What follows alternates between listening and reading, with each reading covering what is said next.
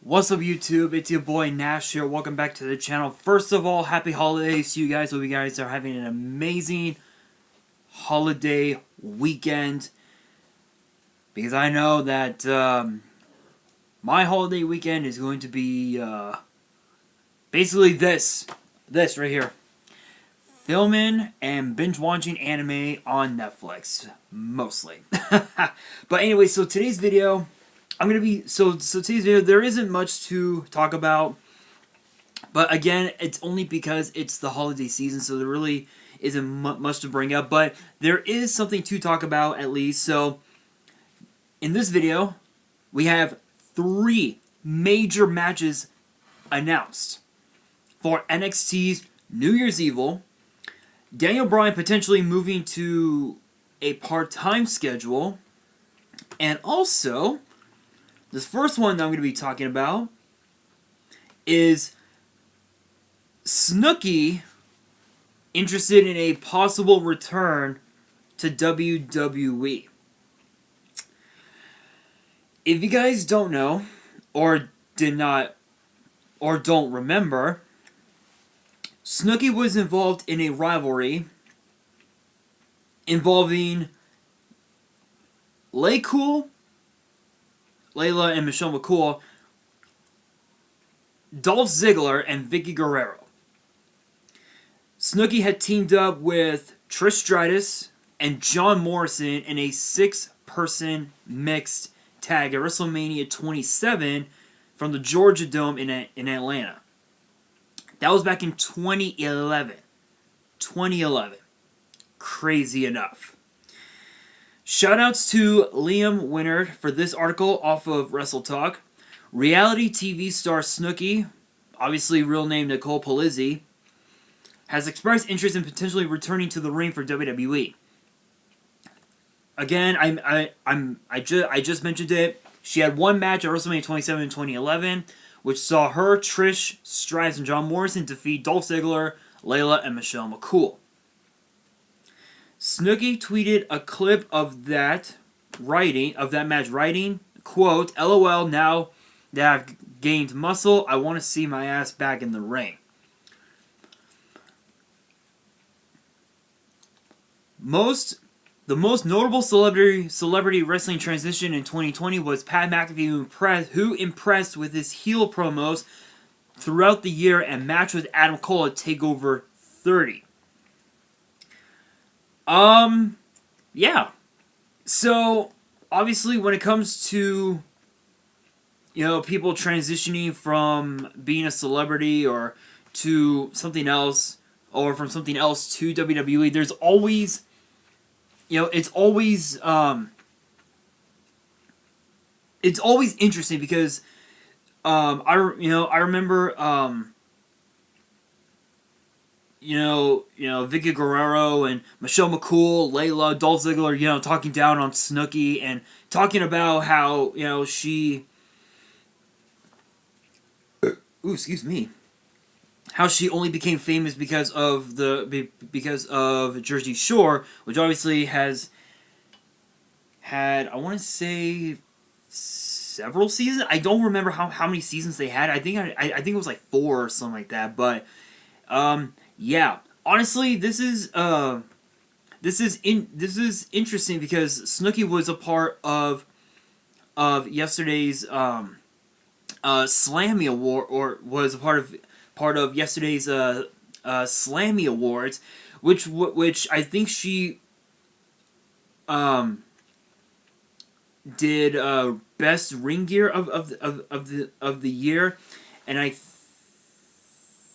think it was the New Day who won that one with some of the gears that they had wore. Obviously the white gear that they had, where it was like fill in the colors, that they had for several months. Actually, they had that gear for several months. And then of course their most recent gear was actually for Gears 5, which they wore at Survivor Series, which was incredible. So, for Snooki to come back to WWE in the ring,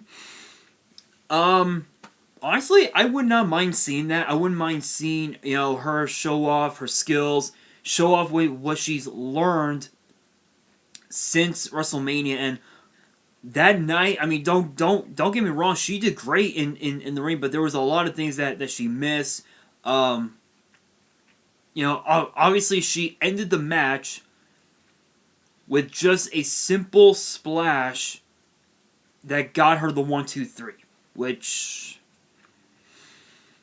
it was interesting to say the very least. I was sitting in my room that night, and I was watching that match, and I was just like, that's it. Like, honestly, that was like the worst way to end a match. Honestly, I kind of figured Morrison would have pinned Dolph Ziggler, or Trish Stratus would have pinned Layla or something like that. But Snooki ended up picking up the victory that night. Honestly, it was a really awesome match, but the fans were not into it. And if you guys saw and noticed it, the fans were not into it. They were not into it whatsoever. It was pretty bad. It was pretty bad, but I wouldn't mind seeing her come back. I think it would be interesting, to say the very least. As far as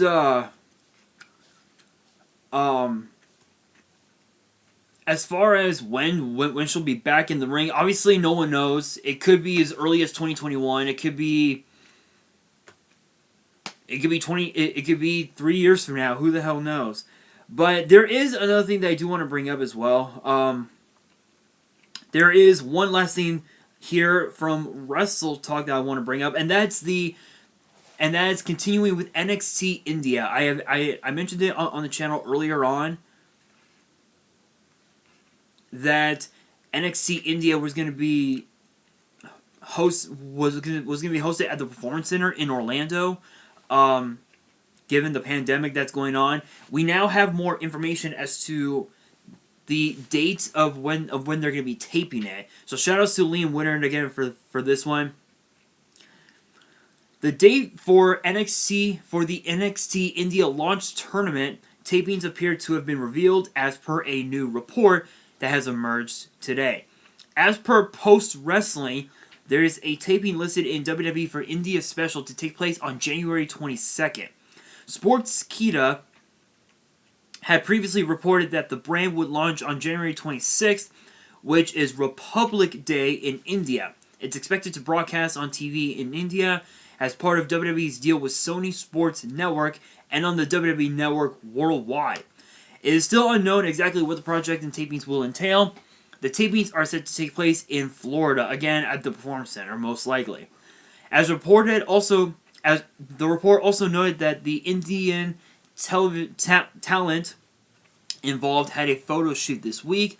No names have been revealed for the brand, but the likes of Jinder Mahal and the Singh brothers have been rumored. Okay, so I mentioned that we were going to be getting, guys like, potentially guys like Jinder, the Singh brothers, Kavita Devi was one of them, and so many others. And obviously we know over the years leading, I think from the Attitude Era, I think, we've had a lot of superstars come from India. I think Tiger Ali Singh, if I remember correctly. Great Khali was one of them. Jinder, again, the Singh brothers as well. And Khali was actually the first Indian-born world heavyweight champion. A lot of people don't know that, but he was the first WWE World Heavyweight Champion to come from India. As far as I know, he did make that history. Of course, too, I could be wrong, but it's interesting because Jinder Mahal, Jinder had a very rough start in WWE. Obviously, he started in WWE a number of years ago when he was when his character was like this rich dude who whose brother-in-law, which was obviously the Great Khali, was in need of funds and whatnot, and so Great Khali obviously ended up turning heel again, then went back to being a babyface throughout for the rest of his career, and then eventually came back to WWE in 2017. In 2017 on I think at the pay-per-view called Battleground. Yeah, called Battleground in that Punjabi prison. That was Jinder Mahal. You know, he went from a rich kid, from a rich dude from India, to being a part of 3MB, which was obviously his lowest point.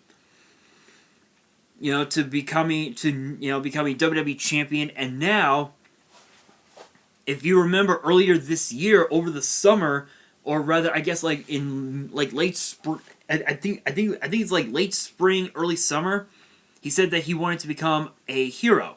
That could have meant that he wanted to become a babyface. If that is the case, we haven't seen him. We haven't seen him since then. But as far as this goes, for him to be one of the guys to be on NXT India, I think it's awesome. I think it's awesome because for guys like Jinder, guys like the Singhs, excuse me, they'll be able to help the newer talent.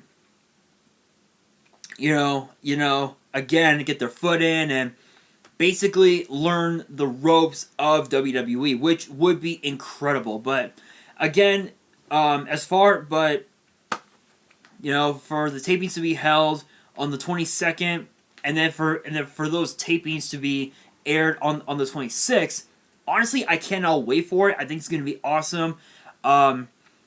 I'm actually gonna be. I might do a review on that. If you guys want to see me do a review on that, let me know in the comments below. But anyway, that being said, Daniel Bryan moving to a part-time schedule. I wonder what that's about. So shout outs to Andrew Pollard. What's his name? Yeah. Shout outs to Andrew Pollard for this article.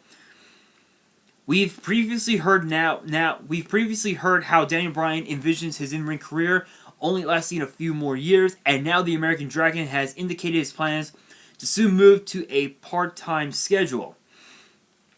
In an interview with BT Sport, Bryan confirmed that his full-time wrestling days will be over sooner rather than later. Having discussed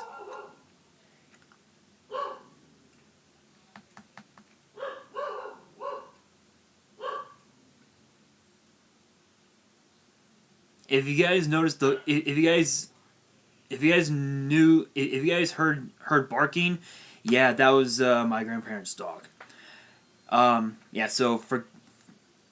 I do apologize for that.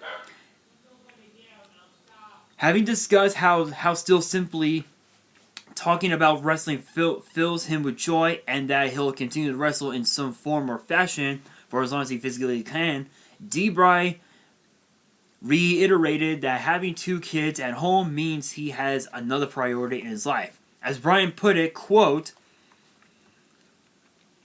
I'm just kind of switching priorities in my life, where for years wrestling has been kind of the key focus and all that kind of stuff. My contract is coming up soon, but we're looking at transitioning me to maybe less than a full-time wrestler. My time of being a full-time wrestler are numbered.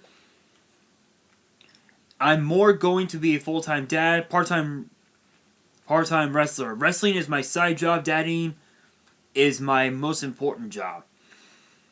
We've already heard how Bryan has become a loose part of the SmackDown creative team in recent months, and maybe that's something that the multiple-time world champion will get more involved in going forward. Either way, it appears that the days of seeing Daniel Bryan wrestle on a weekly basis will be getting less and less in the not-too-distant future. Having wrestled in a 6-man pre-show match before last Sunday's TLC, next up for WWE's resident Yes Man is a match with Jey Uso on Friday's festive edition of SmackDown. Yeah, so tomorrow night we're going to be seeing that. So this, you can't really blame him. because Daniel Bryan, he's been a part of this business. He's been a part of the business for such a long time that for him to go from being a full-time competitor to now being a part-time competitor, I think it's great. This actually means that that he could have at least one more title run left in him. But once that title run is over, his career is done. So as far as when we'll see him in the Hall of Fame, we could see him in the Hall of Fame possibly 2024, which is a high possibility. Maybe in 2023, maybe earlier than that, but only time will tell. But big shout outs to Daniel Bryan on all of his success. And as far as what the future holds, I mean, he's got 2 kids, so it means that his again, as the article said, his days are numbered. But I'm very curious to see what the future holds for him. You never know. But I think it's awesome that he's now doing more with his family rather than being, with WWE. And again, that just only means he has at least one more title run left in him. And with that being said, if you guys didn't watch NXT last night, you will know that there have been 3 matches made for NXT New Year's Evil. And it's funny because because there are so many matches on the card. There are so many matches on the card to talk about, but one of the matches was made by the host of NXT New Year's Evil, Dexter Lumis. And I'll be talking about that here in just a second. So shout outs to Andrew Pollard once again for this article. While NXT New Year's Evil had already had the wrestling world talking after confirming its main event would see Kyle O'Reilly getting another shot at the NXT title against Finn Balor, last night's episode of NXT saw 3 huge matches added to the first NXT show of 2021. Following Raquel Gonzalez and Rhea Ripley brawling after Ripley's victory over Dakota Kai, Dexter Lumis, again, this is where I was talking at. Dexter Lumis and his art skills were used to announce that Gonzalez and Ripley would square off at New Year's Evil in a last woman standing match. Given how well these 2 hard-hitting powerhouses work together, that match is guaranteed to be a proper hoss fight of the highest order. Elsewhere, as many fans had hoped, the next stage of Tommaso Ciampa and Timothy Thatcher's rivalry will see the pair compete in the fight pit. If you remember, that particular match type has only been seen once before, with Thatcher defeating Matt Riddle in a fight pit in the fight pit earlier this year, before the King of Bros, or I guess the original Bro for now, headed off to the main roster. If that wasn't enough, this week's NXT also saw us get the confirmation that the returning Karrion Kross would face Damian Priest at New Year's Evil. That match, of course, comes off the back of Kross laying out Priest as part of the former NXT Champion's return a couple weeks ago. With those 4 matches announced for NXT New Year's Evil, which airs January 6, 2021, everything is in place to make this a spectacular outing for the Black and Gold brand. It wasn't just this new trio of matches announced on this week's NXT Mind, for it was also revealed that next week's NXT will see Leon Ruff, who scored a victory over Thatcher last night, challenge Johnny Gargano for the NXT North American Championship, plus Pete Dunne versus Roderick Strong. So this is a very stacked card. So what's interesting is that it's very rare that we would ever get a last woman standing match. It is very rare, but it does happen from time to time. Of course, to the main event, Kyle O'Reilly, Finn Balor 2 for the NXT title. That's going to be a big matchup. Ciampa and Thatcher in the fight pit. Ooh, that's going to be a good one as well. Cross and Priest, that's going to be a very very interesting one. Dunn versus Strong. This is coming off of the War Games match between Team McAfee and the Undisputed Era. Obviously, the UE picking up that big W over Team McAfee. If you guys did not check out the result video for that, definitely check that out. It was insane. And then, of course, too, Gargano versus Ruff, again, coming off of War Games as well. If I were to make my predictions for all these matches, I would say Finn Balor, Raquel Gonzalez, Timothy Thatcher, Karrion Kross, Leon Ruff, and Roderick Strong. Those would be my predictions. Only because of the fact that Finn Balor has been NXT champion for only a few months, so I really don't see Finn Balor losing the NXT title anytime soon. Raquel Gonzalez, Dakota Kai is going to get involved, so we know that that's going to happen. Timothy Thatcher has been in the fight pit before, so he would have the big advantage.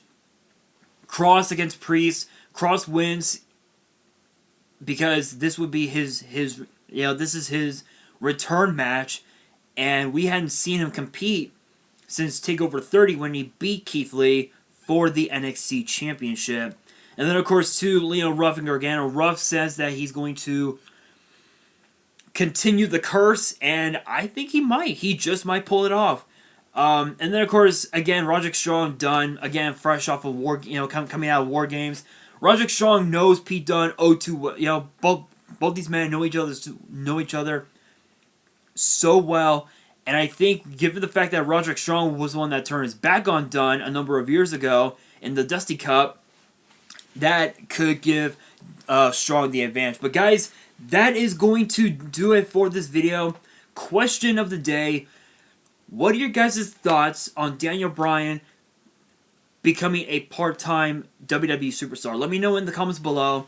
And that is going to do it for this video. Hopefully you guys enjoyed. If you did, make sure you guys smash the thumbs up button. If you guys are new to the channel and you guys love seeing these news videos for WWE and for Yu-Gi-Oh!, definitely hit that subscribe button and hit that notification bell so you guys don't miss out on any new content that comes your way. And be sure to follow me on Twitter and Instagram. All the links will be down in the description below. And on that, this is your boy Nash signing out, and happy holidays, everybody.